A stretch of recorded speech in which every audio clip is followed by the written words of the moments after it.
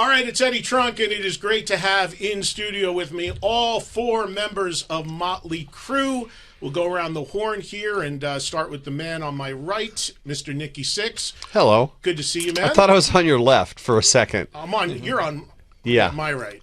We didn't graduate high school, you know. And by the way, dropouts. Yes, John. Yeah. Yes, we were very happy when John came on board. The first question was like, "You have an education, man?" And he's like, "Nope.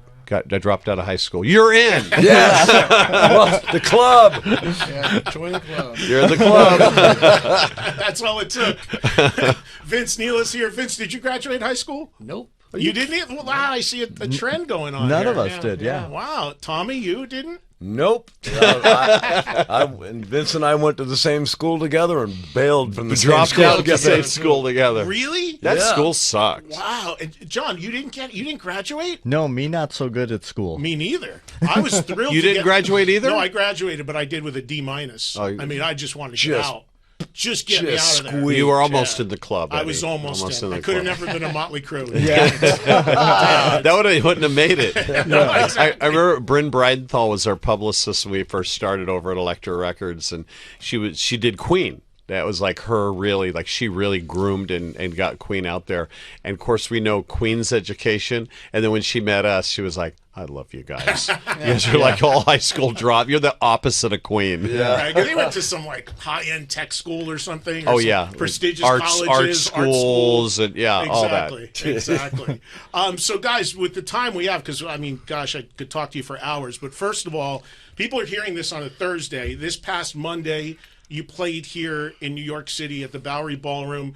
Instead of saying I'm talking to Mötley Crüe, I might want to say I'm talking to 1981, the alter ego. But it was, I had the privilege of being at the show, and there is nothing cooler than seeing a big band in a small place.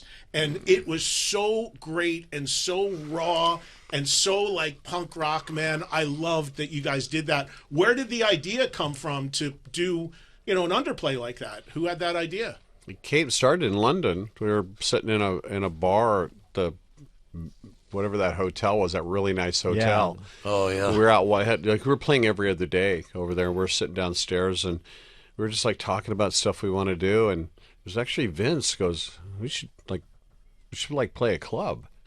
And we were like, hell yeah! So we played a club in London, 300-seater events, 200-seater? Seats, yeah. Yeah, before we played Wembley Stadium. Before we played Wembley Stadium.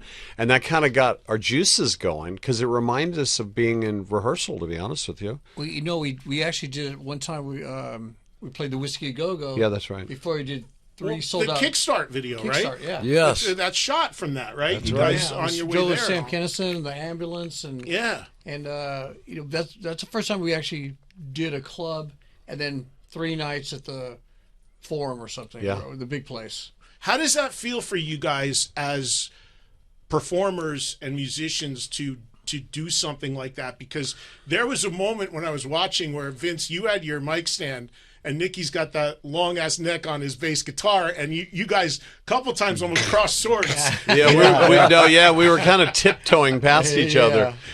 But it's got to feel good to have the audience. And John, you were just doing your circles up there. It's a blast because the crowd is, you're right here with the crowd, like a foot away, and the crowd is so loud. Yeah, almost louder than the band. And it's just magic. It's hard to explain. It's like you can't really explain it, but it is so exciting.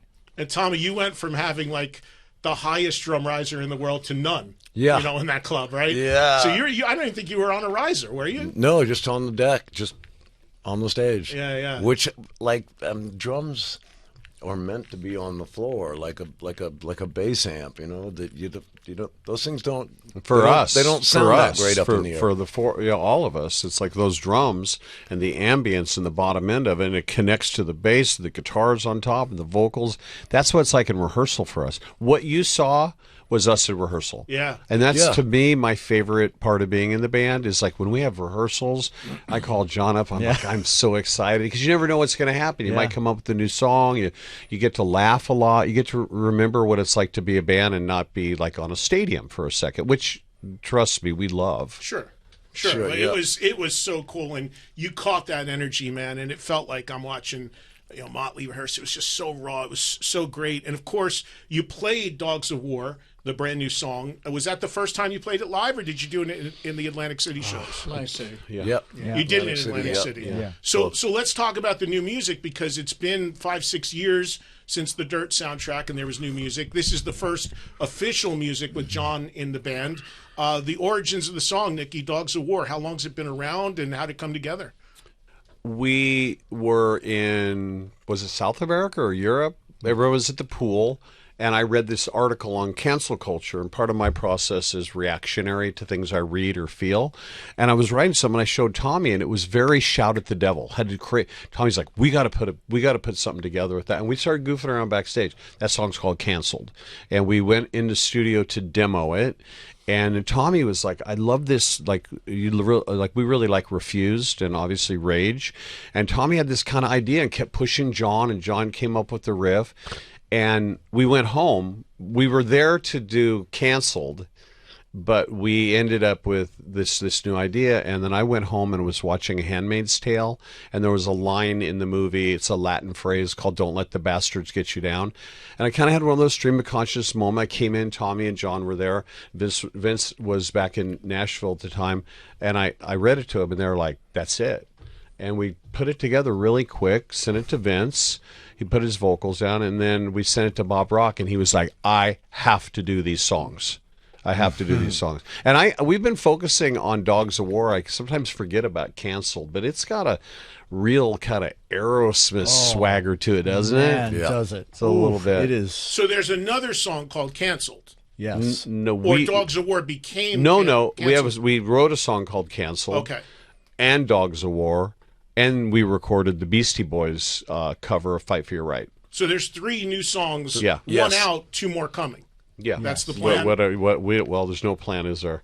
Well, that's the other thing too. I mean, we all come from a time where the music business was very different, how you did things. Yeah, and it's crazy now because look, I'm old school and I love albums and the journey of an album. And I heard Nikki said on stage last night talking about the first 5 Aerosmith records and what they mean. I'd press you. We could do an interview just on that. Well, I'd press you on that. We should do that. 7 because I love Night in the Ruts. Absolutely. And I think Rock in a Hard Place is super underrated, but that's another conversation. But the point is, you take those. Have they ever made a bad record? Not to get away from Mötley, but honestly, yes. I mean, yes, but no. When you love a band, you love them even for the warts and all. Yes. So that Honkin' on Bobo is like exactly that, Honkin' on Bobo. No, Just Push Play is the record where it jumped the shark. That gets a little weird too. But if you love a band, you're like, okay, this is part of their process. Yeah, maybe they were just experimenting. Maybe they were just stay on the journey. Yeah, absolutely. That era, we put out some bad albums. You guys, Which one? He said we've had some bad albums. We put out some bad albums. Yeah. It's like Bowie. I love Bowie, and there's that phase when he went through Low and all that stuff. I mean, as a fan, I was like, "What? You lost me." But years later, I went back and I was like, "Okay, I see what he was, going for." All right. Well, here's the ultimate question, John. I know where this is going. Yes, and I love music from Kiss the. Fan. I What's love the music bad from Kiss the record, John? There is not. There you go. I even love music from the Elder. I know we've talked about this, but my point is, more and more artists I talk to now, it's like we're going to make a song, we're going to make an EP. People have short attention spans. We don't want to do a full album anymore. Tracks, 5-6 tracks people never listen to. It sounds like there's 3 songs done. Is the idea to work towards a full record, or you just doing this for now?